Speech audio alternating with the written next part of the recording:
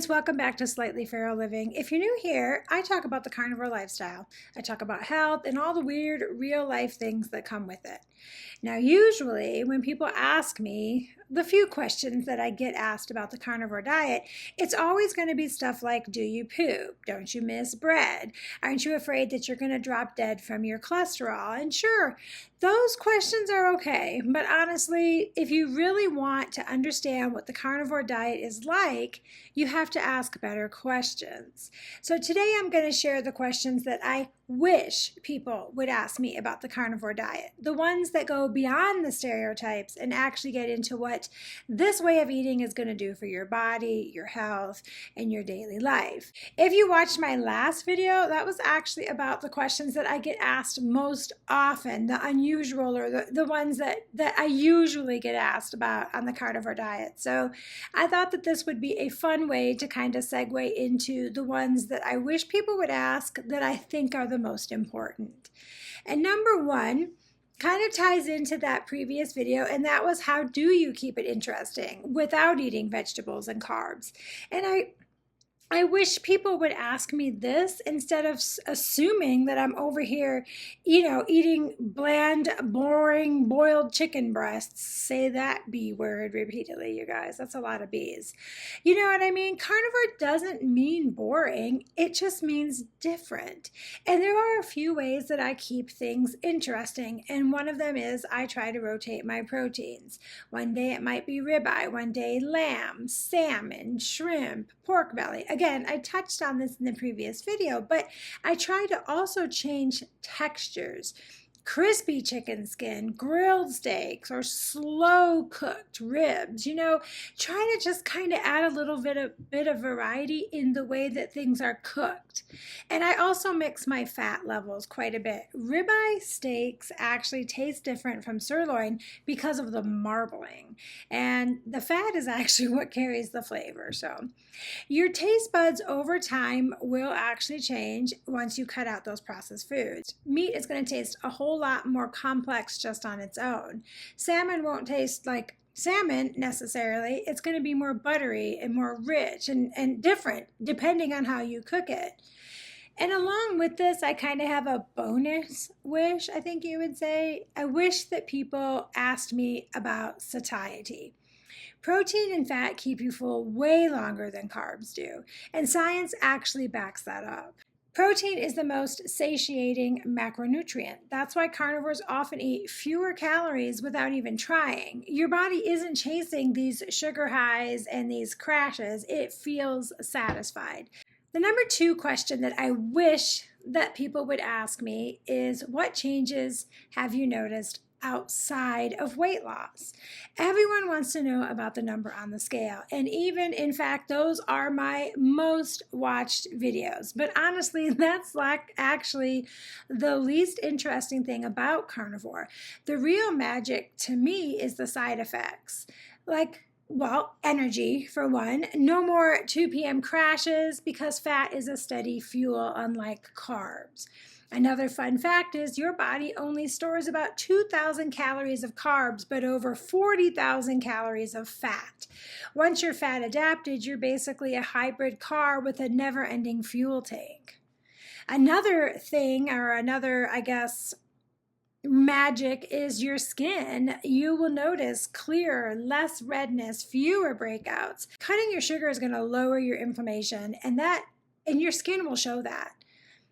Another one is digestion. It's way calmer. A lot of plant foods contain defense chemicals like oxalates, lectins, and phytates, and those can actually irritate your digestion. Removing them gave my gut a much needed vacation.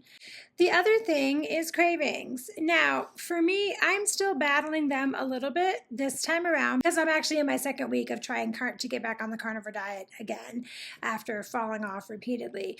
But your cravings will eventually go away. Once your insulin stabilizes, the blood sugar roller coaster ends, and suddenly you're not thinking about snacks 24/7. And also, I kind of wish that people would ask me about my health conditions, because carnivore isn't just for weight loss. People with autoimmune conditions sometimes find a lot of relief on the carnivore diet. those with insulin resistance or pre-diabetes, the blood sugar stabilizes. And there are even early studies looking at low carb and carnivore for mental health because the brain actually loves ketones as fuel. So I'm not saying that carnivore cures everything, but it's about more than just my gene size for me. It's about not feeling like a bloated balloon animal every afternoon. Question number 3 that I wish people would ask more about is how I handle social situations, because this is real world stuff. And the questions that I do get about it, they're not really worded in that manner. But if I go to a restaurant, I order a steak, I order a burger patty, wings, or seafood. It's really actually quite easy. And at family gatherings, I focus on protein and I skip the sides. I don't make a big production of it.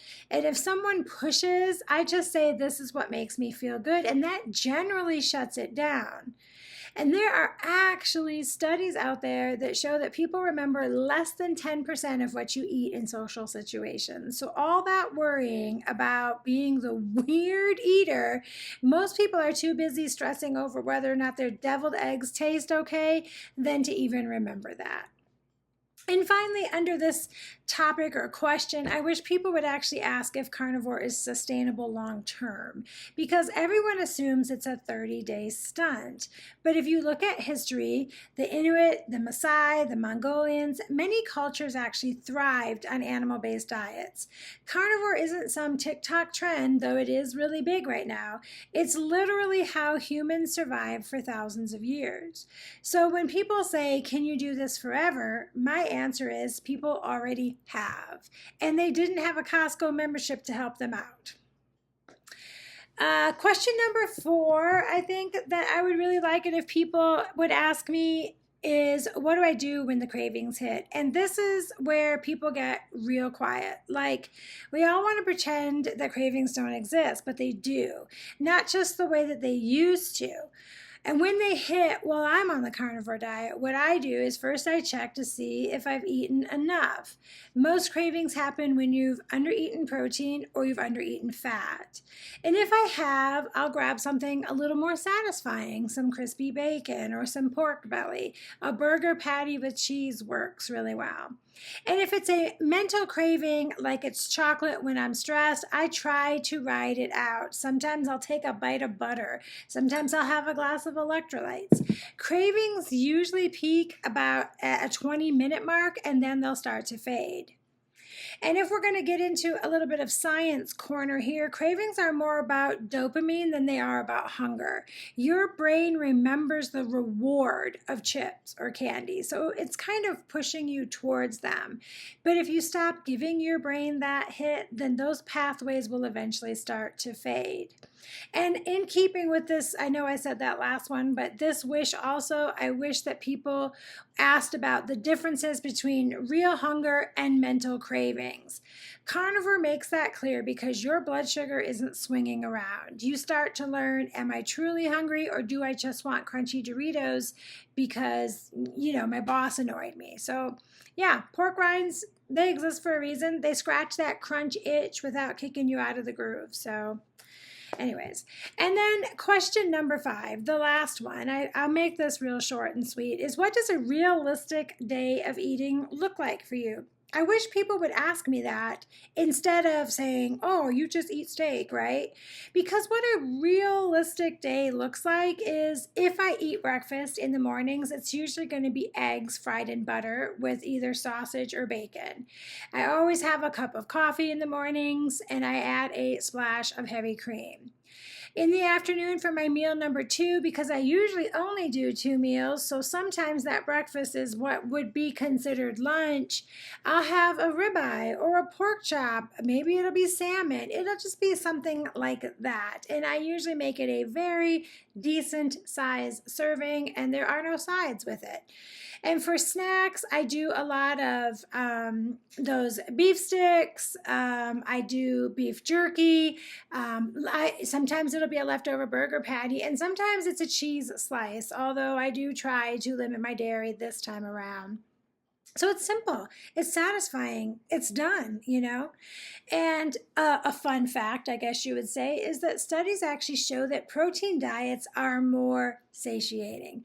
People naturally eat fewer calories without tracking because protein tells your body we're good. That's why we're on carnivore.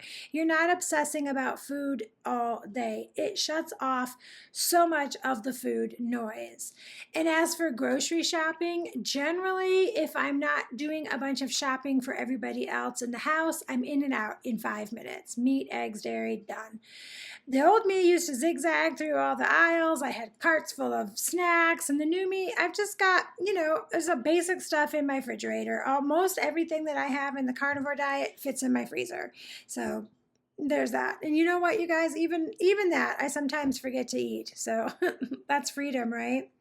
And the bonus wish that I'll add on to this is that I wish people asked about nutrients.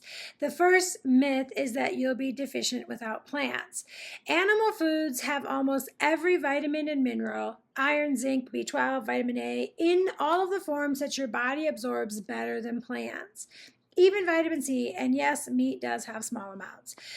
When you're not eating a high carb diet, your body does need less of that though. So no, I'm not gonna fall out with a scurvy outbreak and lose all of my teeth. If anything, my thin, fine hair grows a little bit faster than it ever did, and I like that. So yeah, there you go. The 5 questions that I wish people would ask me about carnivore, plus a few little wishes or extras that I put in there that I think matter just as much. Because honestly, carnivore isn't just about what's on your plate. It's about your energy, your cravings, your health conditions, and how it fits into your real life. If you found this video helpful, hit that like button. It really does help my videos get out to reach more people. Drop your own questions down below if you have any in the comments, because you never know, your question might actually end up in a future video, or your question might be answering somebody else's question. And for the record, yes, I still poop. Let's not make that the next question. Thanks so much for hanging out with me today. I'll see you in the next one, and until we talk again, stay feral.